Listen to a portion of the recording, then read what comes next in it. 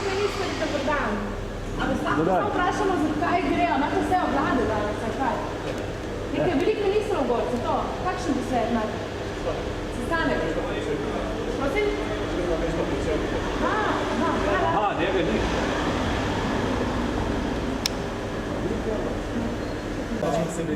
Nič posebej. Posebej, kaj pričakujete, da boste danes v tem kolegiju že kakšni, pač po, ne vem, zdaj so se malo umirile strasti glede razmer v koaliciji, oziroma, pardon, v PS. Boste predsednico vlade nas kaj o tem poprašali?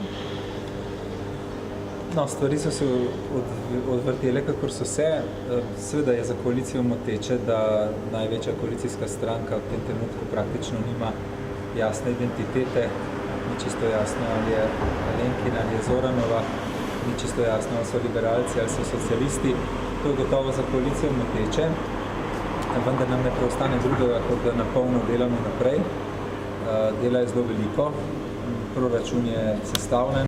Zdaj treba v čim krajšem času na vladi sprejeti novelo zakona o Slovenskem državnem holdingu, da tudi to obveznost izpolnimo, pospešeno nadaljevati s privatizacijo.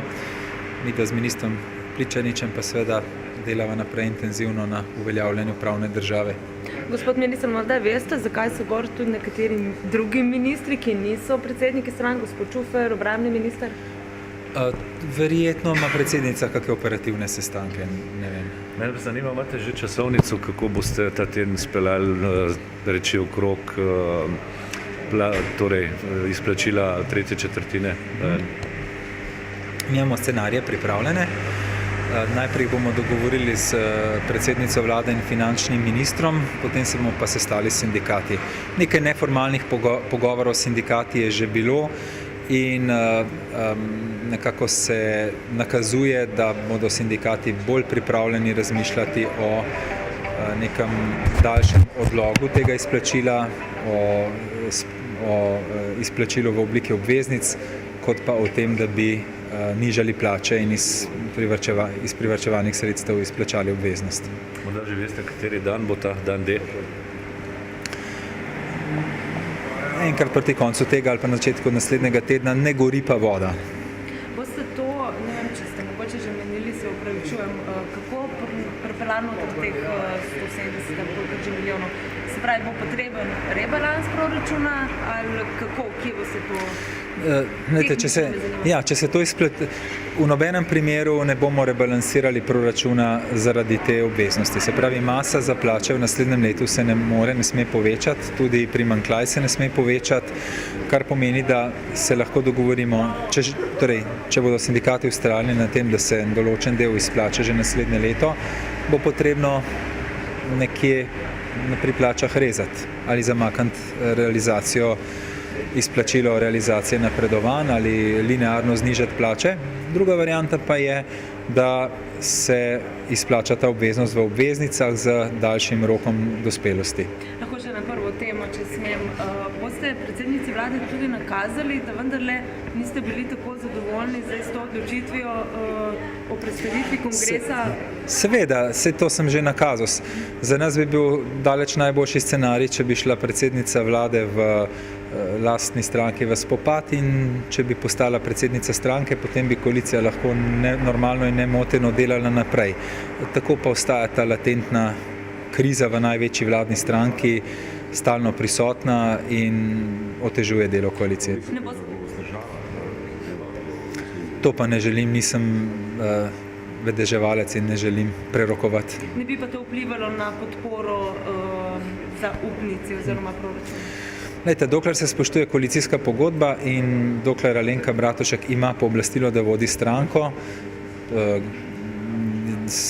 ni nobenega problema. Kot sem že rekel prejšnji teden, če bi pa Janković prevzel stranko, pa v trenutku izstopimo iz koalicije. Z vidika državljanske liste je pa mogoče, da na vsako stvar se da pogledati tudi z pozitivnega zornega kota.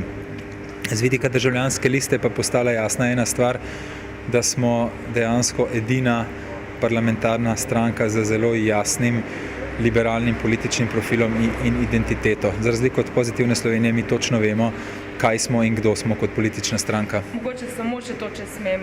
Nova Slovenija je čez vikend dala predlog, ki ga bo poslala predsedniku republike. Kako gledate na to stvar? Se vam zdi v redu in smo se odzvali? No, ideje o širšem sodelovanju političnih strank v obliki nekega partnerstva so vedno pozitivne in so vredne razmisleka. Vedno pa obstaja tudi možnost vstopa v koalicijo. Jaz mislim, da bi bila Nova Slovenija v koaliciji dobrodošla. Z vidika naše stranke, Državljanske liste, bi bila Nova Slovenija v koaliciji dobrodošla. Mi bi bili pripravljeni Novi Sloveniji odstopiti tudi kakšnega od naših resorjev, da bi razširili to koalicijo in da bi imeli, bi rekel, da bi dosegali širše soglasje v politiki. Ker ta koalicijo, če vas gre prav razumeti. Seveda, vedno. Glejte, širša ko je koalicija, širše je politično, večja je možnost širšega političnega soglasja in to je točno tisto, kar Slovenija ta trenutek rabi. Mi rabimo širše politično soglasje, ne pa to stalno delitev med levimi in desnimi. Bi povabili še katero stranko, da nimo SLS? Tudi, seveda. Še to, no, ko ste že pri Novi Sloveniji, je bil to vaš odgovor na napoved interpelacije? No, interpelacija je pa druga stvar. Ne? Za interpelacijo sem pa že rekel, interpelacija je demokratičen ustavni inštitut. Vsak minister jo mora vzeti skrajno resno, odgovorno in spoštljivo. Mislim pa, da bo ta interpelacija predvsem soočenje političnih konceptov, ker bomo pa ostali vsak na svoji strani. Ne? Mene gotovo Nova Slovenija ne bo prepričala, da v Sloveniji nimamo preveč občin, da nam ni treba uresničiti sodbe Evropskega sodišča za človekove pravice in da si upravna enota Ljubljana ne zasluži bolj konkurenčnega in transparentnega postopka. Mogoče še na predlog SDS, gotovo ste preučili tudi to, nekateri za reformo političnega sistema, tudi vi se za podobne stvari zauzemate praktično? Da, vendar v drugo smer. Mi smo za reformo volilnega sistema, smo za to, da se uvede preferenčni glas, torej možnost volivcev, da odločajo o izbiri kandidata, ne samo stranke. Pripravljeni smo se pogovarjati tudi o dvigu volilnega praga. Državljanska lista bi pristala na nekoliko višji volilni prag. Sicer pa so znani naši predlogi glede spremembe političnega sistema. Predlagamo ukinitev Državnega sveta, predlagamo zmanjševanje števila občin in pa predlagamo, da bi z zakonom izvrgli iz politike vse tiste, ki imajo nad sabo pravnomočne obsodilne sodbe. To so naši predlogi glede spremembe političnega sistema. Kar se pa tiče poziva gospoda Janše, naj vlada zaprosi za mednarodno pomoč, pa mislim tako, če bodo analize v bankah pokazale, da je v vseh teh letih nastala v bankah bistveno večja finančna luknja, kot pa se je doslej zdelo, potem bo seveda smiselno in primerno, da vlada zaprosi za pomoč iz Evropskega stabilizacijskega mehanizma, da pridemo do posojila po nizki obrestni meri, seveda pa tudi do nekih pogojev in do zelo temeljite kontrole nad procesom sanacije bank, ki se bo končala verjetno z njihovo prodajo. Tako da to bi bilo za nas popolnoma sprejemljivo. Torej bo se počakali, čeprav razumem, na stresne teste zdaj? Tako je, od tega je odvisno. Ne? Če bo luknja bistveno večja od tiste, o kateri se je doslej govorilo, potem bo zaprosilo za posojilo ESM-ja najprimernejša, najcenejša in najprimernejša, najboljša možnost. Če govorimo o milijardah, ne, se je že več špekuliralo? Ne bi še želel špekulirati. Počakamo na december. Hvala lepa. Hvala.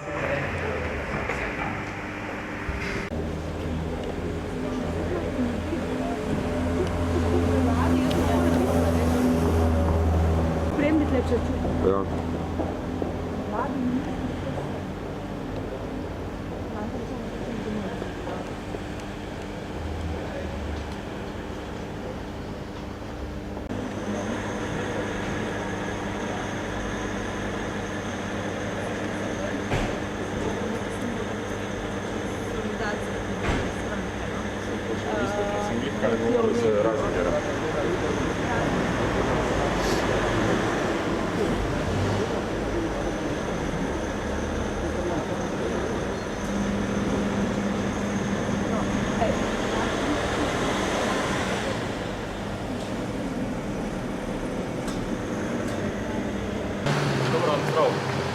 Se smotil, kje je vhod?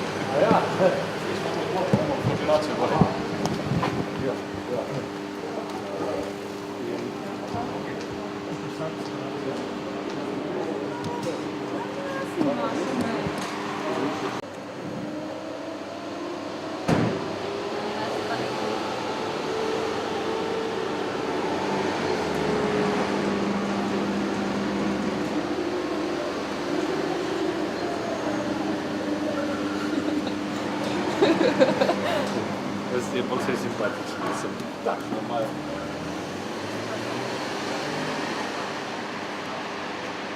Tako da jo ne poznam, ne vem, tudi nisem še slišal, nisem bil obveščen. Lahko namignete, kaj ste imeli toliko časa? Ne, različne stvari, ne, različne. Lahko vi kot danes nadomeščate gospoda Erjavca, če se ne motim, se odzovete na te opozicijske predloge, čez vikend ste dali, eden od njih se nanaša na reformo političnega sistema, NSI pa predlaga partnerstvo za izhod iz krize, to bo predlagala predsedniku republike. Se vam zdi to dobra ideja? Gospod Lukšič, a vas smemo vprašati nekaj? Ne, zdaj so v ospredju drugi problemi, mislim, da moramo zdaj to, kar je bilo zadano, sprejem rebalansa, videti, kako rešiti oziroma kako se dogovoriti z EU-jem, kaj bo naprej. In mislim, da so to te prioritete, ki jih moramo najprej odpraviti, potem bomo pa naprej. Gospod Virant je pred današnjim sestankom rekel, da če bodo rezultati stres testov slabši od pričakovanj, bomo morali zaprositi za pomoč iz evropskih stabilizacijskih skladov. Kako to komentirate? Predvsem mislim, da je škoda špekulirati, glede na to, da je toliko različnih mnenj o tem, kaj bodo ti rezultati stres testov pokazali. Je pa to dejansko pomembno pri nadaljnjih korakih in treba počakati rezultate. Mislim, da je škoda napovedovati preuranjeno, ker v resnici ne vemo, kaj bo. Kako pa vi razumete potezo, da se Kongres Pozitivne Slovenije prestavi do državnozborskih volitev? Mnogi to ocenjujejo kot neko polovičarsko rešitev, da niti ne vemo, da nimo prej gospod Virant dejal, da ne vemo točno, kdo zdaj vodi to vlado in nekaj časa ne bomo vedeli, ali je Zoranova ali je Lenkina vlada. Kako vi komentirate to odločitev? Ne, jaz mislim, da je jasno, da vodi gospa Alenka Bratušek vlado in da je odločitev sicer notranja zadeva dejansko Pozitivne Slovenije. Mislim pa, da bi drugačen izid močno vplival tudi na to, ali v resnici dobimo to zloglasno trojko ali jo ne dobimo in je tle bolj osredotočenost v resnici na težave, s katerimi se danes ukvarjamo, ne pa z nekimi notranjimi političnimi ene stranke. Pa mi je danes dala mogoče gospa premijerka kakšna zagotovila, da bo tlej se bolj ukvarjala z delom vlade, kot pa za znotraj lastne stranke? No, jaz mislim, da ona se ukvarja z delom vlade, in to je bil še korak v tej smeri. Glede na to, da so bili v Desusu zelo kritični do imenovanja gospoda Gašparja Mišiča na čelu Luke Koper, da je šlo za politično kadrovanje. Kako pa komentirate to, da Maša Kociper, poslanka Pozitivne Slovenije, pošilja maile na vlado, koga je treba razrešiti in koga postaviti na položaj državnega sekretarja? No, v teh mailih sicer ne vem nič, sigurno se morajo nadzorniki avtonomno odločiti in jaz mislim, da se tudi bojo. Tako da danes ali pa zdaj, da bi vedeli, kakšen bo rezultat, jaz gotovo ne. Mislim, da odločitev ni bila sprejeta na tem nivoju. Ko se sprožile, kako to komentirate? Zdaj tle gre bolj za odločitev spremembe celotnega nadzornega sveta. Sigurno nismo zadovoljni, če se spreminja članstvo zelo hitro in v kratkem roku. Razlogov seveda za takšne poteze veste, da je več, govorim za celoto. Bomo videli, kaj se bo danes dogajalo, ne vem še. Hvala. Če bodo stresni testi pokazali, da je več kot 1,2 milijardi evrov denarja potrebnega za sanacijo bank, da bo potrebna milejša oblika pomoči in celo izpostavil, da bi bilo to najpametneje, glede na to, da bi bile nizke obresti. Kakšno je vaše mnenje? Zato ni nobene potrebe in kakorkoli obračamo z področja financ je pristojni finančni minister, ne pa ostali ministri. Slovenija ima več rezerve, ima rezerve skoraj 4 milijarde evrov. In res pa je, da nihče v Evropi ne pozna rezultate stresnih testov, ker to je nova metodologija, ki se bo sicer uporabljala povsod v Evropski uniji, mi pa smo neke vrste poizkusni zajček. Ni potrebe po pomoči, ste mislili najprej, ali po takih ugibanjih? V tem trenutku ni nobene potrebe po pomoči in tisto, kar je potrebno vedeti, je, da nekateri kazalci v Sloveniji celo grejo sedaj na boljše, tako da če bi se o tem razmišljalo, bi se moralo pred 2 ali 3 leti. Hvala. Ja, nasvidenje. A ja, lahko sem še tole, no? Ja. Nadzorniki Luke, danes ne bi zamenjali. Ampak kakor veste, jaz sem kmetijski minister. Dobro, to pa res ne mogoče. Pa mogoče na dogajanje v pozitivni Sloveniji. In, gospod Kako se vam Virant je zdi ta nekako rekel, da bi odločitev, se stranka morala spraviti v red, da se ne ve, kdo jo vodi, Alenka ali Zoran, kot se je izrazil. Zdaj, kar se nas tiče, stranko še vedno vodi gospa Alenka Bratušek, je predsednica vlade, je na nek način predsednica njihove stranke.